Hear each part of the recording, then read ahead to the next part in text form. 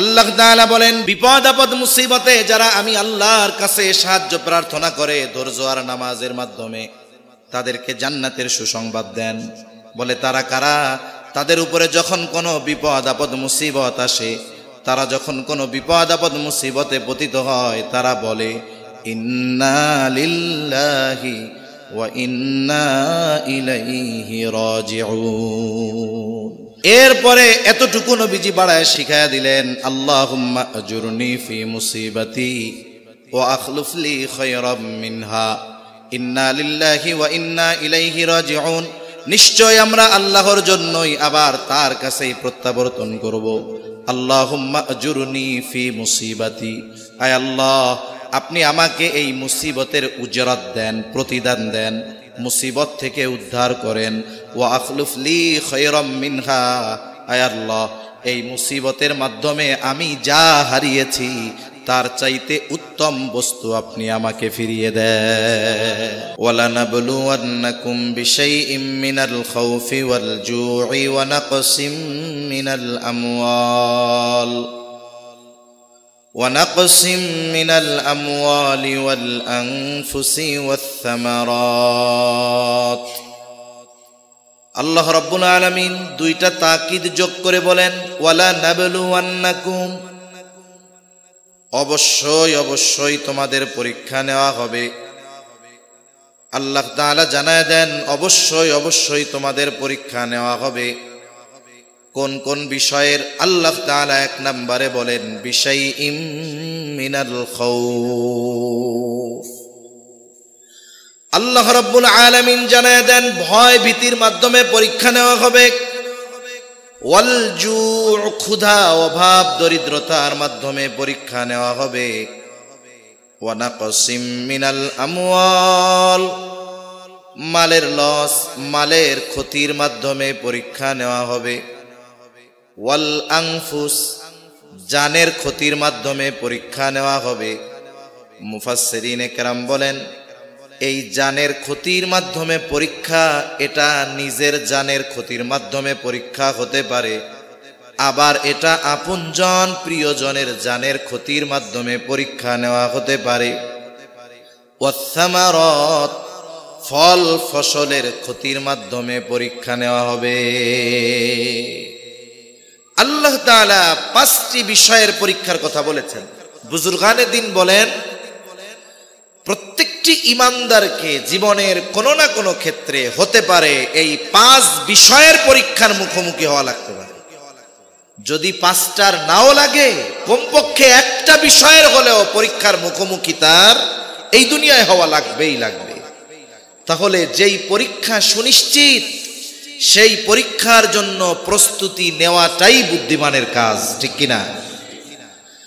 তাহলে আল্লাহ রাব্বুল আলামিন এক নম্বরে বলেন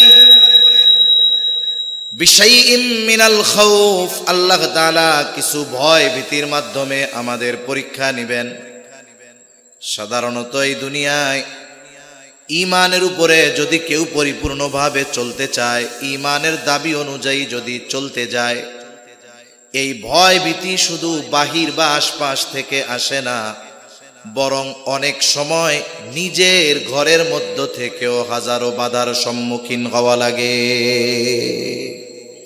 আমার এরকম কিছু পরিচিত জন আছে যাদের পরিবার জাগতিক শিক্ষায় অনেক শিক্ষিত, এলিট শ্রেণী, সম্পদওয়ালা মানুষ, কিন্তু ওই তরুণ যুবক উলামায়ে কেরামের সংস্পর্শে এসে তার দিলের পরিবর্তন হয়েছে। দিলের পরিবর্তন হয়েছে, আমলের পরিবর্তন, কথার পরিবর্তন, সুরাতের পরিবর্তন। এখন সে চায় নবীর সুন্নাত অনুসরণ করতে, দাড়ি রাখতে চায়, লম্বা জামা গায়ে দিতে চায়। এক্ষেত্রে পারিপার্শ্বিক কোনো কথাকে সে তোয়াক্কা করে না, কে কি বলল এটা সে তাকায় দেখেন। কিন্তু তার জন্য বড় বাধা তার ঘরের মানুষ। বলে হুজুর কেমন করব বলেন, দাড়ি রাখতে চাই, দ্বীনের উপরে চলতে চাই। আমার মা, আমার বোন, আমার বাবা, দ্বীনের উপরে চলার ক্ষেত্রে আমার সবচাইতে বড় বাধা।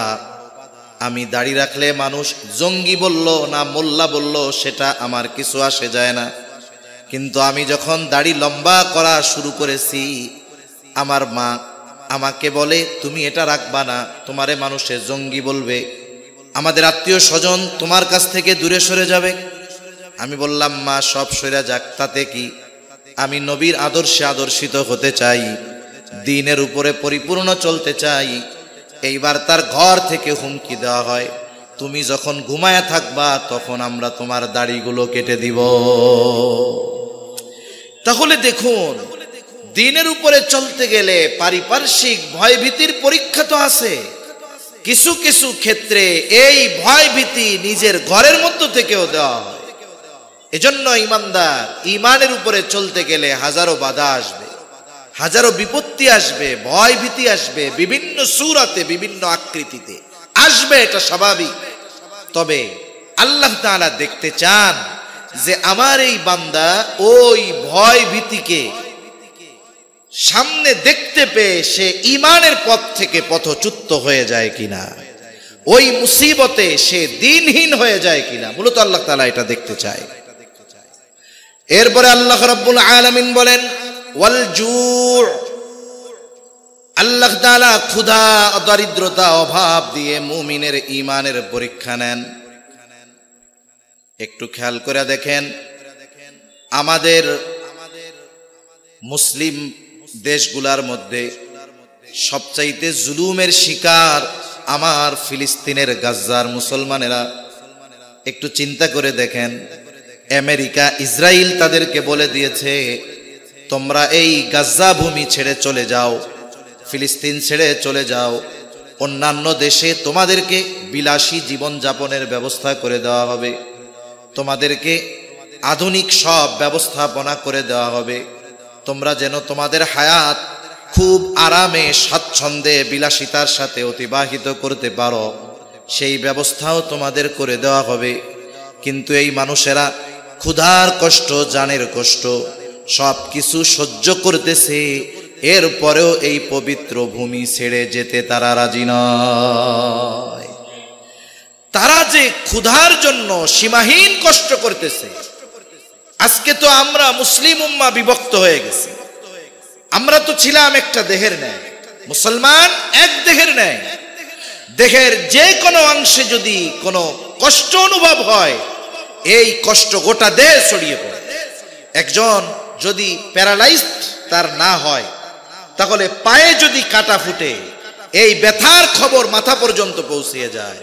চোখে যদি কোনো কষ্ট হয়, এই কষ্ট সারা দেহ অনুভব করতে পারে। এক জায়গায় আঘাত লাগে, অনেক সময় ওই আঘাতে গোটা দেহের মধ্যে জ্বর চলে আসে, ঠিক কিনা বলেন? আজকে আমরা মুসলিম উম্মাহ সীমান্ত আর জাতীয়তাবাদের বেড়া জালে আটকে গিয়েছি।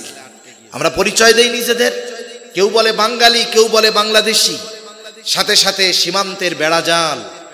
অথচ উচিত ছিল পৃথিবীর কোথাও যদি কোনো মুসলমান ভাই নির্যাতিত হয়, সে নির্যাতিত হওয়ার কারণে যতটা কষ্ট অনুভব করবে, আমি তার কষ্টটা দেখে অনুরূপ কষ্ট অনুভব করা আমার আপনার দরকার ছিল।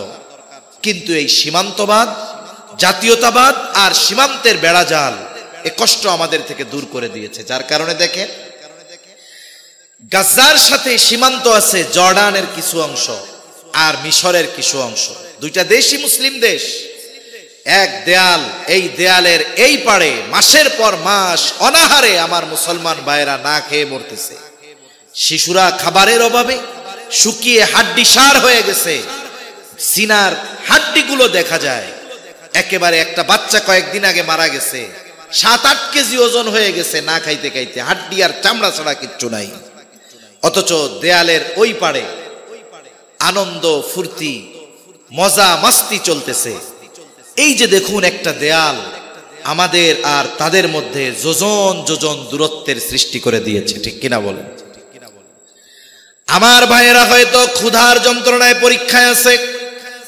অনুরূপ ভাবে আল্লাহ রাব্বুল আলামিন জানায় দেন, তিনি ক্ষুধা, অভাব, দরিদ্রতা দিয়ে মুমিনের ঈমানের পরীক্ষা নেন। এরপরে আল্লাহ তাআলা বলেন ওয়ানাকসিম মিনাল আমওয়াল। অনেক সময় আল্লাহ তাআলা মালের ক্ষতি দিয়ে পরীক্ষা নেন। ব্যবসায়ী ব্যবসা করতেছে, দোকান ভরপুর মাল উঠাইছে, আল্লাহর বান্দা শর্ট সার্কিট হয়ে আগুন লেগে মাল সব পুড়ে গেছে। আল্লাহ তাআলা হয়তো তার পরীক্ষা নিতে চান। এমনও আল্লাহর বান্দা আমার দেখা, উনি ইজতেমায় আসবেন, ইজতেমায় কিছু মানুষ ওনারে টাকা পয়সা দিয়া দোকানে মাল জিনিস ওঠানোর ব্যবস্থা করে দিছে। রাতের বেলায় একজন দুশ্মনী করা তার দোকানে আগুন লাগায় মাল সব পুড়াইয়া দিল। সকালবেলায় উনি ইজতেমায় আসবেন, আর রাতের বেলা তার দোকানে আগুন লাগছে, পুড়ে সব ছাই। আমরা চিন্তা করছি বেচারা হায় হুতাশ করবে, কিন্তু আল্লাহর বান্দা ওই পুড়া ছাই তালা মেরে সুন্দর মতো 3 দিনের জন্য চলে আসছে বিশ্ব ইজতেমায়। ওখান থেকে দিলের পরিবর্তন হয়েছে। আল্লাহর বান্দা আবার চলে গেছেন এক চিল্লায়। এরপরে বাড়িতে ফিরে আসছেন। আল্লাহ সুবহানাহু ওয়া তাআলা এই চিল্লায় থাকা অবস্থায় তার দোকানে পুনরায় মাল জিনিস ওঠানোর ব্যবস্থা করে দিয়েছে। কিছু মানুষ তার এই মুসিবতে নিঃস্বার্থভাবে এগিয়ে আসছে, যে এই লোকটার এইরকম হালাত যে আমরা যদি কোনো ক্ষতি হইতো সব বাদ দিয়ে আগে কপাল থাপড়াইতাম, যারে আমার মাল শেষ, জীবন শেষ, ব্যবসা শেষ, খামু কি, পরিবার খাওয়ামু কি। কিন্তু সে আল্লাহর রাস্তায় যাবে, ওই পোড়া দোকানে তালা মাইরা সে চলে আসছে। কি হইছে না হইছে পরে হবে, আবার চলে গেছে চিল্লায়। আল্লাহ তাআলা কিছু লোক তৈরি করে দিছে তার জন্য। সে আসছে, আবার তার ব্যবসা চাঙ্গা, আলহামদুলিল্লাহ, এখন সে ভালো আছে। এজন্য অনেক সময় এমনটা হয় যে আল্লাহ তাআলা বান্দার মালের মধ্যে কিছু লস দিয়ে পরীক্ষা নেয়, যে আমার বান্দার মনোভাবটা কি। কারণ দেইও তো আমি, নেইও তো আমি, ঠিক কিনা বলেন? আল্লাহ তাআলা এরপরে বলেন ওয়াল আনফুস, আল্লাহ তাআলা জানের ক্ষতি দিয়ে পরীক্ষা নেন। মুফাসসিরিন কেরাম বলেন জানের ক্ষতি এটা অনেক সময় নিজের জানের ক্ষতির মাধ্যমে হয়, অনেক সময় আপনজন প্রিয়জনের জানের ক্ষতির মাধ্যমে পরীক্ষা নেওয়া হয়। যেমন আল্লাহ তাআলা হযরত ইব্রাহিম আলাইহিস সালামকে পরীক্ষা নিয়েছেন, সন্তানকে জবাই করতে হবে এই নির্দেশ দিয়া। এটা আল্লাহ তাআলার পক্ষ থেকে ইব্রাহিম আলাইহিস সালামের জন্য বড় এক পরীক্ষা। এজন্য আল্লাহ তাআলা বলেন ইন্না হাযা লাহুয়াল বালাউল মুবিন। বড় এক পরীক্ষা আল্লাহ তাআলা ইব্রাহিম আলাইহিস সালামের নিয়েছেন। তবে আল্লাহ তাআলা আমাদের মতো দুর্বল ইমানদারদের এমন কঠিন পরীক্ষায় ফালান না। মাঝে মধ্যে কি হয়, হয়তো কেউ পড়ে গিয়ে হাতটা ভেঙে যায়, মসজিদে আসতে গিয়ে স্লিপ খেয়ে পড়ে গেছে, পাটায় ব্যথা পাইছে, সন্তানের কিছু অসুস্থতা হয়েছে, বা তার এমন হয়েছে হাতটা ভেঙে গেছে, পাটা ভেঙে গেছে। মূলত আল্লাহ সুবহানাহু ওয়া তাআলা অনেক সময় নিজের জানের অথবা আপনজনের জানের ক্ষতি দিয়ে আল্লাহ তাআলা পরীক্ষা নেয়। অনেক সময় এমনটা হয় যে পিতা নিজের চাইতে সন্তানকে বেশি ভালোবাসে। আল্লাহ সুবহানাহু ওয়া তাআলা তখন হয়তো মুসিবত দিয়ে পরীক্ষা নিয়ে দেখেন যে বান্দা আমি আল্লাহর চাইতে আমার পক্ষ থেকে দেওয়া ওই সন্তানের প্রতি তার মহব্বত ভালোবাসা বেশি কিনা। এজন্য অনেক সময় আল্লাহ তাআলা পরীক্ষা নেয়, সন্তান সন্ততির অসুস্থতা দিয়ে পরীক্ষা নেয়। অনেক সময় আল্লাহ তাআলা একেবারে বাবার সামনে সন্তানকে দুনিয়া থেকে নিয়ে যান, এটাও আল্লাহ তাআলার পক্ষ থেকে বড় পরীক্ষা। এরপরে আল্লাহ তাআলা বলেন ওয়াস-সামারাত, আল্লাহ রাব্বুল আলামিন ফল ফসলের ক্ষতি দিয়ে পরীক্ষা নেন। হয়তো আল্লাহর বান্দা জমিনের মধ্যে পাকা ফসল দেখে আসছে, চিন্তা করছে আগামী দিন বা পরশু দিন কয়েকজন লোক নিয়ে পাকা ফসল আমি ঘরে তুলব। কিন্তু ইচ্ছা তো আল্লাহ তাআলা যা করেন তাই হয়। উনি চিন্তা করছেন 2 দিন পরে ফসল ঘরে তুলব, বাজারে বিক্রয় করব, এগুলো দিয়ে আমার ঋণ পরিশোধ করব। কিন্তু রাতের বেলায় মেঘের আওয়াজ, রাতের বেলা শিলাবৃষ্টি হলো। বলুন তো পাকা ধানের উপরে যদি শিলাবৃষ্টি হয়, ওই ধান ঘরে তোলার আর কোনো উপায় থাকে নাকি? আল্লাহ তাআলা দিয়েছেন, এর নিয়ন্ত্রণ দুনিয়ার কোনো মানুষের হাতে নাই। এখন আল্লাহ তাআলা ওই রকম ফল ফসলের ক্ষতি দিয়ে আল্লাহ তাআলা পরীক্ষা নেন। এখন কথা হলো পরীক্ষা যে নেন মূলত আল্লাহ চানটা কি? মানুষ যখন মুসিবতে পড়ে, বিপদে পড়ে, তার দরকার হলো সাহায্য। মুসিবতে পড়লে কি দরকার একটু জোরে বলেন তো? সাহায্য দরকার। এখন আল্লাহ তাআলা এই যে মুসিবতগুলো দেন, দিয়ে চান কি? চান হলো যে বান্দা মুসিবতে পড়ে যেন আমার দিকে প্রত্যাবর্তিত হয়। কিন্তু আমাদের সমস্যা, আমরা যখন মুসিবতে পড়ি, এই মুসিবত থেকে উত্তরণের জন্য আল্লাহর দিকে না ফিরে আমরা জাগতিক আসবাবের দিকে মুখাপেক্ষী বেশি হই। যেমন অসুস্থ হয়েছি, আমাদের চিন্তা থাকে চিকিৎসাই আমাকে সুস্থ করতে পারে। আমার কিছু টাকা পয়সার প্রয়োজন, আমি চিন্তা করি অমুকের কাছ থেকে যদি কর্জ আনা যায়, অথবা অনেকে তো আরেক ধাপ এগিয়ে গিয়ে সুদে লোন এনে চিন্তা করে এই মুসিবতটা আমাকে দূর করতে হবে। আছে না নাই এরকম? অথচ আল্লাহ তাআলা আগেই বলেছি পরীক্ষা নেন, কিন্তু বান্দা পরীক্ষায় ফেল যাক এটা চান না। এজন্য আল্লাহ রাব্বুল আলামিন এর আগেই জানায় দেন, বান্দা তুমি যদি মুসিবতে পড়ে যাও, তোমার তো সাহায্য প্রয়োজন, তুমি সাহায্য কোথায় চাইবা? আল্লাহ তাআলা কোরআনুল কারীমের মধ্যে বলেন 2 আয়াত আগেই, ইয়া আইয়ুহাল্লাযীনা আমানুস্তাঈনু বিস-সাবরি ওয়াস-সালাহ ইন্নাল্লাহা মা'আস-সাবিরিন। আল্লাহ তাআলা বলেন, ইয়া আইয়ুহাল্লাযীনা আমানু, হে ঈমানদারেরা, পরীক্ষায় পড়েছ, মুসিবতে পড়েছ, বিপদে পড়েছ, এখন তোমার সাহায্য দরকার, কোথায় তুমি সাহায্যের জন্য যাইবা? আল্লাহ তাআলা বলেন, ইস্তাঈনু, তুমি আমার কাছে সাহায্য চাও। এখন আল্লাহ তাআলার কাছে সাহায্য চাওয়ার নির্দেশ আল্লাহ তাআলা দিলেন। আল্লাহর কাছে সাহায্য চাওয়ার মাধ্যম কি? অনেক মানুষ বোঝে না, অনেকে চিন্তা করে আল্লাহর কাছে যদি সাহায্য চাইতে হয় তাইলে অমুক বাবার মাধ্যমে চাইতে হবে। নাউজুবিল্লাহ বলেন। ওরা নাস্তিক ছিল না, এমন ছিল না যে, এমনটা বলতো না যে স্রষ্টা বলে কেউ নাই, এমনটা মক্কার মুশরিকরা বলতো না। বরং কোরআনুল কারীমের মধ্যে স্বয়ং আল্লাহ তাআলা জানায় দেন, আল্লাহ তাআলা বলেন, ওয়ালাইন সাআলতাহুম মান খালাকাস সামাওয়াতি ওয়াল আরদা লায়াকুলুন্নাল্লাহ। আল্লাহ তাআলা কোরআনুল কারীমের মধ্যে মক্কার মুশরিকদের ব্যাপারে বলেন, আপনি যদি মক্কার মুশরিকদেরকে জিজ্ঞাসা করেন, তাদের কাছে যদি জানতে চান, মান খালাকাস সামাওয়াতি ওয়াল আরদ, আসমান এবং জমিনের স্রষ্টা কে? কে বানিয়েছে আসমান, কে বানিয়েছে জমিন? ওরা নাস্তিকদের মতো বলবে না এটা বিগ ব্যাংকের মাধ্যমে অটোমেটিকই সৃষ্টি হয়ে গেছে। বরং তারা আপনার এই প্রশ্নের জবাবে কি বলবে? আল্লাহ তাআলা 2টা তাকিদ যোগ করে বলেন, লায়াকুলুন্নাল্লাহ। আপনার জবাবে মক্কার মুশরিকরা বলবে, অবশ্যই অবশ্যই আসমান জমিনের স্রষ্টা হলেন আল্লাহ। প্রশ্ন করলে আসমান জমিনের স্রষ্টা আল্লাহ, এই জবাব দিবে কারা? মক্কার মুশরিকরা। এরা যদি আল্লাহর অস্তিত্বে অবিশ্বাসী হইতো তাহলে কে বলতো যে আসমান জমিন আল্লাহ বানাইছে? বলতো। আবার আল্লাহ তাআলা আরেক জায়গায় বলেন, ওয়ালাইন সাআলতাহুম মান নাযালা মিনাস সামাই মাআন ফাআহইয়া বিহিল আরদা বা'দা মাউতিহা। আপনি যদি মক্কার মুশরিকদেরকে জিজ্ঞাসা করেন, মান নাযালা মিনাস সামাই মাআ, কে আসমান হতে পানি বর্ষণ করে, কে বৃষ্টি দেয়? শুধু বৃষ্টি দেয় তা নয়, ফাআহইয়া বিহিল আরদা বা'দা মাউতিহা, এই পানির দ্বারা কে মৃত জমিনকে পুনরুজ্জীবিত করে? অর্থাৎ ফসল উৎপাদনের অনুপযুক্ত জমিন, পানির অভাবে শুকিয়ে যাওয়া শুকনা ঠনঠনা ওই জমিন কে ফসল উৎপাদনের জন্য উপযুক্ত করে তোলে? তারা তাদের দেবদেবীদের কথা বলবে না, লাত মানাত উজ্জার কথা বলবে না। আপনার এই প্রশ্নের জবাবে অবশ্যই অবশ্যই তারা বলবে, বৃষ্টি দেন আল্লাহ, আর জমিনকে ফসল উৎপাদনের উপযুক্ত করে তোলেনি আল্লাহ।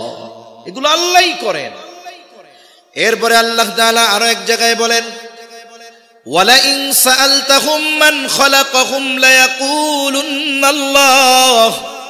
আপনি যদি তাদের অস্তিত্বের ব্যাপারে জিজ্ঞাসা করেন যে তাদেরকে কে সৃষ্টি করেছে, তারা এমন বলবে না যে এমনিই হয়ে গেছি, বরং তারা তাদের নিজেদের সৃষ্টির ব্যাপারেও বলবে, অবশ্যই অবশ্যই আমাদের সৃষ্টি করেছেন আল্লাহ। এই যে আল্লাহর অস্তিত্বের ব্যাপারে যে বিশ্বাস ছিল কাফেরদের, বিশ্বাসটা কোন পর্যায়ে যে স্বয়ং আল্লাহ তাআলা তাদের এই বিশ্বাসের সাক্ষ্য দিচ্ছেন। অথচ দেখুন এদের সমস্যা কি, আল্লাহর অস্তিত্বের ব্যাপারে এমন বিশ্বাস থাকার পরেও কিছু চাইতে হলে তারা দেবদেবীদের মাধ্যমে যাইত। কেমনে যাইতো? দেবদেবীদের মাধ্যমে যাইতো। আর আমাদের দেশে কিছু আছে, বিশেষ করে এই ভারতীয় উপমহাদেশে, যে আল্লাহর কাছে সরাসরি চাওয়া বাদ দিয়ে আরেক জায়গায় গিয়া যায়। এটা কখনো সমীচীন নয়। এই ধরনের মানুষ আমাদের দেশে অনেক। এদের এই আকীদা, এই বিশ্বাস ঈমান থেকে দূর করে দিয়েছে। যদি এরা জান্নাতে যায় তাইলে আবু জেহেলের জান্নাতে যাইতে বাধা নাই, আর কোনো, মনে রাখতে হবে। এজন্য আল্লাহ সুবহানাহু ওয়া তাআলা সুস্পষ্টভাবে কোরআনুল কারীমের মধ্যে জানিয়ে দিয়েছেন, সাহায্য আমার কাছে চাও। কেমনে চাইবা? কোন বাবা, দরবার, মাজার কারো মাধ্যমে চাওয়া লাগবে না, সরাসরি আমার কাছে চাও। মাধ্যমটা কি? দুইটা। কয়টা মাধ্যম? দুইটা। আল্লাহ তাআলা বলেন বিসসাবরি ওয়াস সালাহ, সবর আর সালাত, ধৈর্য আর নামাজের মাধ্যমে তোমরা আমার কাছে সাহায্য চাও। এক নাম্বার সবর, দুই নাম্বার সালাত। এখন সবরটা কি? বুজুর্গানে দ্বীনের কিছু কথা আমি আপনাদের নকল করে শোনাই। অনেক সময় সবর বলতে আমরা বুঝি যে হাত কেটে গেছে, যা হয় হোক, আমি সেলাইও করব না, ওষুধও খাবো না। আমার জ্বর হইছে, মইরা যাই তাও ডাক্তারের কাছে যাব না। অনেকে মনে করে যে এটা হলো মনে হয় সবর। অথচ হাদিসে নবীজি সাল্লাল্লাহু আলাইহি ওয়াসাল্লাম বলেছেন, অসুস্থ হলে চিকিৎসা গ্রহণ করা, তবে চিকিৎসার যে আসবাব এটার উপরে ইয়াকিন থাকবে না। ইয়াকিন হবে আল্লাহর উপরে, যে আল্লাহ যদি ওষুধ দিয়ে কাজ করায় তাইলে ওষুধ কাজ করবে, নইলে ওষুধ কাজ করবে না। তার মানে আমি চিকিৎসা গ্রহণ করব, তবে তাওয়াক্কুল, ভরসা, ওষুধ ডাক্তারের উপরে নয়, কার উপরে? আল্লাহর উপরে। একটা উদাহরণ দেই স্বাভাবিকভাবে, তাইলে বুঝতে সহজ হবে। মনে করেন অনেক সময় এমন হয় যে অনেকের আত্মীয় স্বজনের খুব মেজর অপারেশন হবে, মসজিদে দোয়া চায় না ইমাম সাহেবের কাছে, মুসল্লিদের কাছে আইসা বলে যে আপনারা একটু দোয়া করেন, আমার আব্বার অমুক দিন একটা মেজর অপারেশন আছে, আল্লাহ সুবহানাহু ওয়া তাআলা যেন অপারেশনটা সাকসেসফুল করে দেয়। এরকম দোয়া চায় কি চায় না? চায়। এখন বলেন তো, অপারেশন থিয়েটারের মধ্যে অপারেশন হবে, তাই না? অপারেশন কে করে? আল্লাহ করে না ডাক্তার করে? কিন্তু দোয়া চাওয়ার সময় কি কয়? আল্লাহ যেন সাকসেস করে। তার মানে কি? এখানেই সবরের কম্বিনেশন। দেখুন, একজন ইমানদার ডাক্তার অপারেশন করতেছে, কিন্তু সে বিশ্বাস করে যে ডাক্তার অপারেশন করতে পারে ঠিক, কিন্তু অপারেশন সাকসেসফুল করতে পারে না যদি আল্লাহ সাকসেস না করে। ঠিক কিনা বলে? এখানেই সবরের কম্বিনেশন। অপারেশন চলতেছে, চিকিৎসা চলতেছে, কিন্তু ভরসা বান্দার কার উপরে? আল্লাহর উপরে। যদি ডাক্তারের কাছে অপারেশন সাকসেসফুল করার ক্ষমতা থাকতো, তাহলে কোন ডাক্তার বন্ড সই আগে নিত না। ছোট্ট একটা অপারেশনও যদি করা লাগে, অভিভাবকের বন্ড সই দেওয়া লাগে যে এই যে অ্যানেস্থেশিয়া দিলাম, যদি সেন্সার না ফিরে তাইলে আমাদের কোনো দায়বদ্ধতা নাই, সিগনেচার দেন, এরপরে অপারেশন থিয়েটারে ঢোকানো হবে। যদি সাকসেসফুল করার ক্ষমতা ডাক্তারের হাতে থাকতো, তাইলে অপারেশনের টেবিলে কোনো রোগী মারা যাইতো না। তার মানে ডাক্তার অপারেশন করে ঠিক, কিন্তু সাকসেসফুল করেন যিনি, তিনি কে? এই বিষয়টার মধ্যেই সবরের কম্বিনেশন। চিকিৎসা, অসুস্থ হইছে, চিকিৎসা নিচ্ছি, তবে এই ওষুধে রোগ দূর হবে তখন, আল্লাহ তাআলা চাইবেন যখন। এরপরে আল্লাহ তাআলা বলেন বিসসাবরি ওয়াস সালাহ, সবর আর সালাতের মাধ্যমে আমি আল্লাহ তাআলার কাছে তোমরা সাহায্য চাও। সবরের পরে হলো সালাত। কেন? বলে আমি আপনি যার যত কাছাকাছি হতে পারবো তার কাছ থেকে তত সুবিধা নিতে পারবো। যদি আপনি প্রধান উপদেষ্টার অনেক কাছের মানুষ হন, আপনি ফ্যাসিলিটি বেশি নিতে পারবেন, এটা স্বাভাবিক। অনুরূপভাবে বান্দা আর আল্লাহর মধ্যে সবচাইতে নৈকট্য অর্জন এটা হয় সালাতের মাধ্যমে। কারণ বান্দা যখন তাকবীরে তাহরিমা আল্লাহু আকবার বলে নামাজের মধ্যে ঢুকে, দুনিয়ার অনেক বৈধ কাজ, অনেক ভালো কাজ তার জন্য নিষিদ্ধ হয়ে যায়। কেন? তখন বান্দার কথোপকথন চলে কার সাথে? আল্লাহ তাআলার সাথে। এজন্য নবীজি সালাতুল হাজাত শিখিয়ে দিয়েছেন। সম্ভবত তারিখে দামেস্কের মধ্যে আসছে, হযরত ওমর রাদিয়াল্লাহু তাআলা আনহুর সময় একবার দুর্ভিক্ষ দেখা দিচ্ছে। স্বাভাবিক, দুর্ভিক্ষ যদি মানুষের কোন জিনিস যদি মানুষের ক্রয় সীমার বাইরে চলে যায়, অটোমেটিক দুর্ভিক্ষ লেগে যায়। হযরত ওমর রাদিয়াল্লাহু তাআলা আনহু পেরেশান।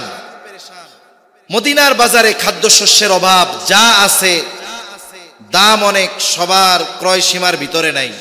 কি করা দরকার? আমদানি করা দরকার।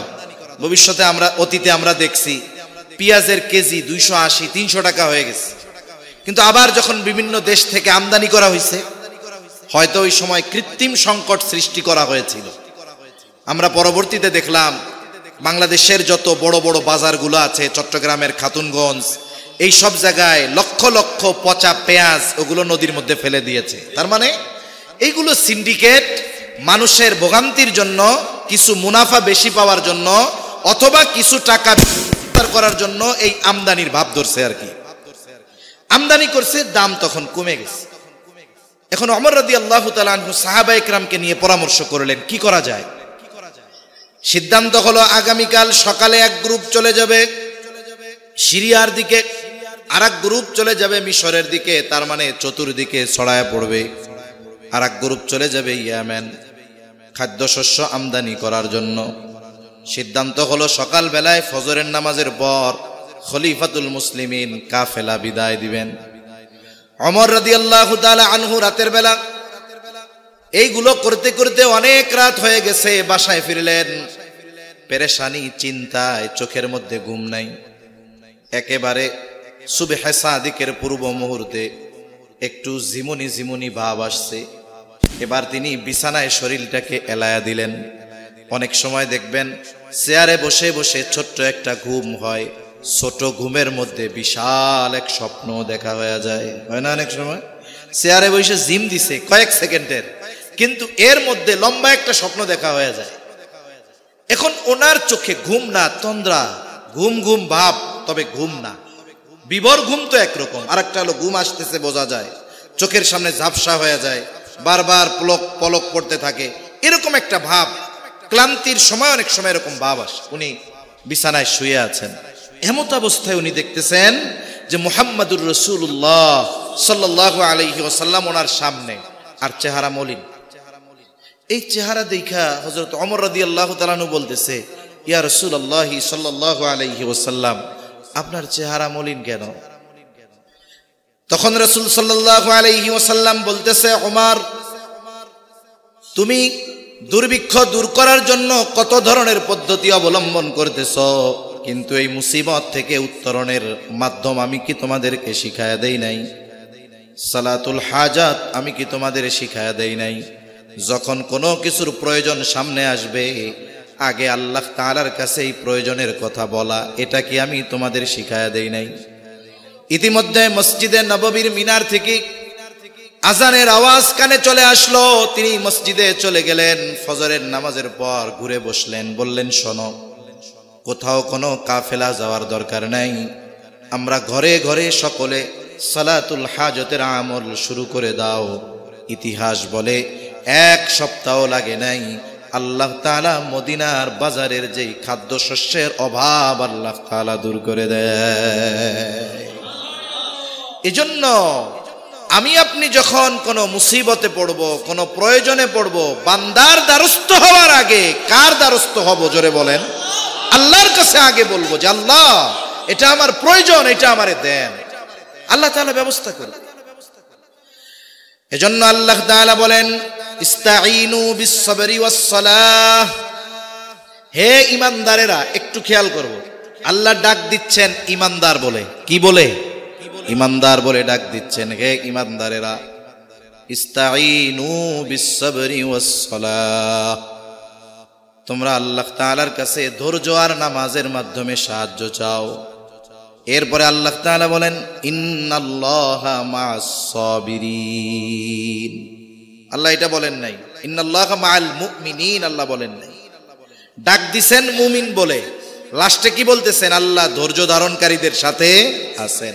তার মানে সাধারণ মুমিন ঈমান আনছে, এদের অবস্থান আর যে সবের মুমিন তার অবস্থান এক না।